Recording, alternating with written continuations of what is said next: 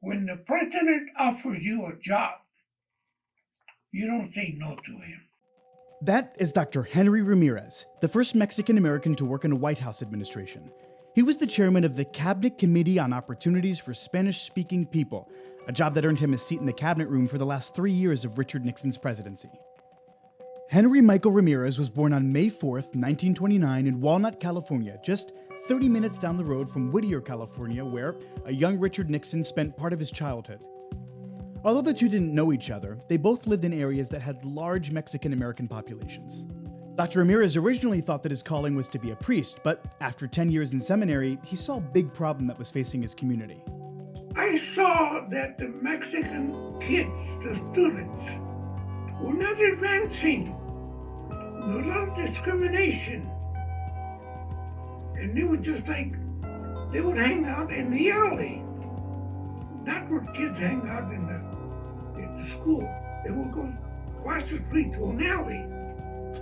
And I said, I know what's going on. I know what the problem is. I'm going to change it. I'm going to change the philosophy, the rules, the preparation of teachers, the curriculum. And that's exactly what he did, and he started to get national attention for it. Then he received a call from the staff director at the United States Commission on Civil Rights. He goes back to Washington and calls me. He says, I want you to come and work for us at the Civil Rights Commission. And I said, to do what? Well, we want to know who Mexicans are. I said, the federal government wants to know who Mexicans are. Yes. All right, how much you gonna pay me? After working out those important salary details, Dr. Ramirez accepted and moved his family to Washington, D.C. He worked for 3 years at the Civil Rights Commission, conducting studies like this one, titled Ethnic Isolation of Mexican Americans in the Public Schools of the Southwest. And I get to see Bob Finch, and he says, you're a researcher, aren't you? I said, yes. Well, we want you to do research for us. I said, yes? What do you want me to do? We want you to tell us what the Mexicans think of us here at the White House. What do they think of Republicans? What do they think of President Nixon? Dr. Ramirez was summoned to the White House by Bob Finch, counselor to the president. Dr. Ramirez completed that first study, and months later was offered the position of chairman of the Cabinet Committee on Opportunities for Spanish-Speaking People. So they had me. There's nothing I can do. And then, when they say the president wants you, I said, well, civil rights worker, I knew the discrimination in the country. I knew what Mexican community needed. I knew that we were unknown. We were invisible. The Mexican American community was, in a way, invisible.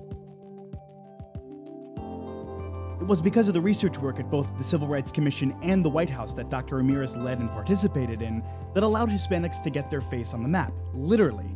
The first U.S. census to estimate the size of the nation's Hispanic population was in 1970. And that was the most important thing for me.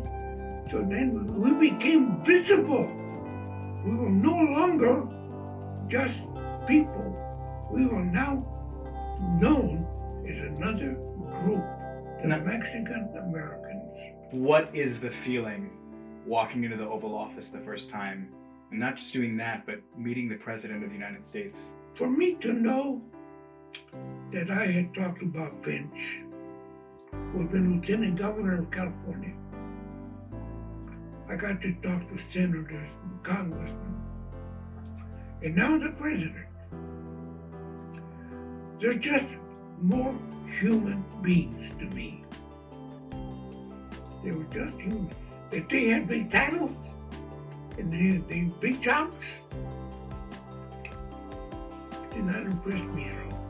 Looking back today, nearly 50 years later, what do you remember most about working in the White House? That this country runs by itself. It's the people in the White House who thought they were so essential so important that only because they were there could the country survive.